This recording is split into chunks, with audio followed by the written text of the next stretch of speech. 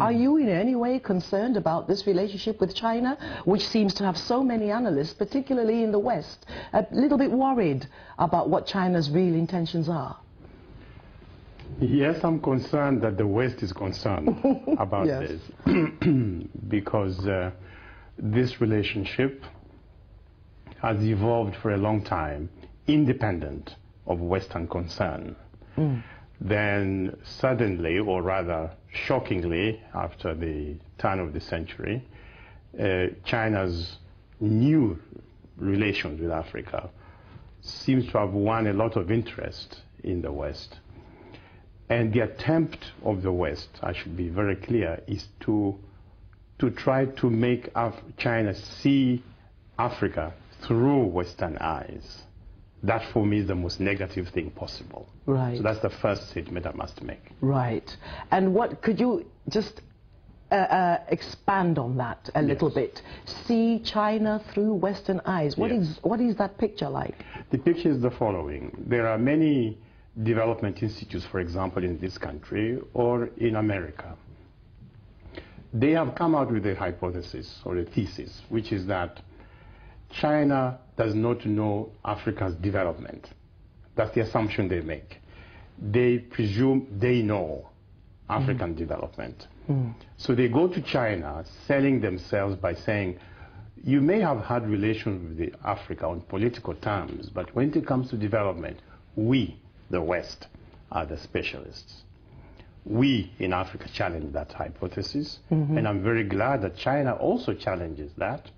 And China and Africa have said, no, we can formulate our relations in all realms of life, political, economic, cultural, even military, independent of the West. Not ignoring what the West has done, but independently in terms of integrity. And I think that is what this forum on Africa-China relations is about. And also, to bring you in, Andrew, as a Chinese and a specialist on this subject, do you feel that a lot of the concerns about China's involvement in Africa are rooted in that situation of, well, this is our territory and now you're infringing on an area where we dominated? There was a bit of psychology or thinking along those lines, but I think it's a little bit ironic that, of course, the West has been engaging with Africa for a long, long time, but their experience and engagement has not been exactly exemplary. I mean, that includes, of course, a period of with the slave trade, amongst other things. But I think that China's engagement with Africa is really marked by a watershed. As you said at the beginning, China had been in Africa since the 50s, and leaving aside the very historical episodes of various visits to Africa in the past, before the 50s. But even from the 50s all the way to when China opened up in 1978. So that period was more ideological. Of course, China was building the Tanzania Railway, but there's always, at the back of it, is the ideology of China as a communist country. But since China opened up, it's entirely different. It is still, of course, is a coincidence of the development trajectory of both China and Africa. And since China opened up, China, of course, needs a lot of resources. But of course, in terms of international trade, there is very little that Africa can compete with China in terms of manufactured products, and of course that they can supply all the energy and resources needs for China. And on the other hand, China gets all the resources. So again, there is a coincidence of wants. But secondly, China's approach to development, and of course China's approach to conflict resolution, is very, very different from the West. Okay, could you expand on what the differences are, especially with regard to development? Well, in regard to development, I think China learned from its own story.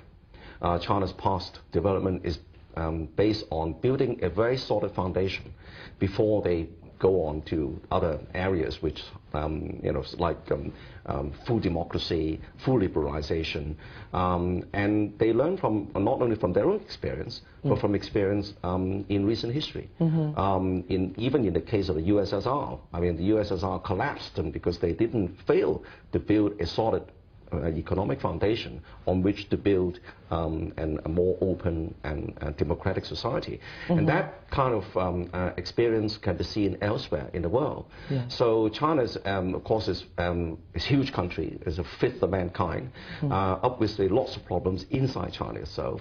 And China knows for sure that they need to build up their own economic foundations. And through the engagement with Africa, you can see that China is putting a lot of emphasis building infrastructure, and even building schools, hospitals, training the Indeed, if I could bring you in, James, I don't mean to interrupt you. If I could bring you in, James, I mean, one of the major disappointments about Africa post-colonialism and what some would call a so-called independence is this lack of building an infrastructure and, you know, creating a real economic base for independence. And it would seem, for a lot of analysts, that China is filling that gap. Is that how you see it? To a certain extent, the failure to have built the basis for economic independence in Africa resides primarily on Africans themselves. Failure to live up by looking around the world and seeing examples, which included China even then, or India at the time. But you must not overestimate the capacity of the new African ruling class to look for examples. There are not very many examples to go by, even by that time.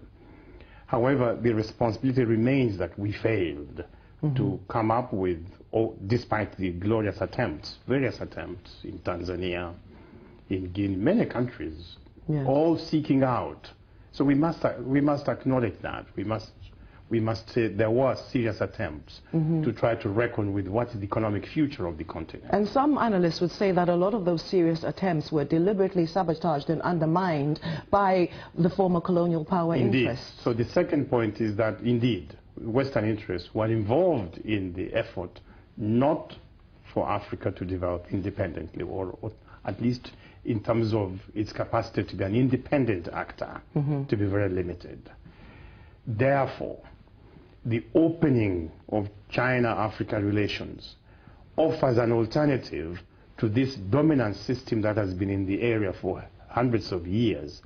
That is the challenge. Yes, yes. That is the question. Is this possible now? Can Africa now reckon with the opening of a new form of international relations, which puts the West onto the question? It says, are you going to be positive towards Africa, or are you going to be negative? It was not possible to talk about infrastructure for 30 years in Africa. Yes. The same countries were saying you are not able to do investment in Africa because you don't have good infrastructure. When Africa went to the World Bank and said we need roads and so on, no, we don't do that. So when China now turns up and says, we know what it means to be at that stage, build roads, build infrastructure, build schools, health clinics, and so on. That appeals to any African with a sense of Africa's destiny in mind.